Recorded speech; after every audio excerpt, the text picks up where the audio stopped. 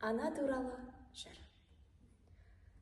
Әлемнің жарығын сыйладың сен маған, даланың әр гүлін жинадың сен маған.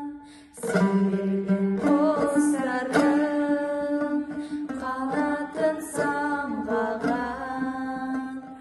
балалық құштарым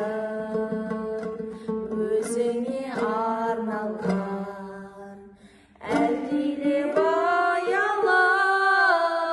өсірген жемісің, самал жел саябақ құшағың мен үшін. Есейіп кетсем де мен саған сәбимін, көңіліңді көктемдей өзіңмен танимын. Өтеуге борышын анашым жан сырым, іздедім сен үшін әлемнің асылын, әлемнің байлығын.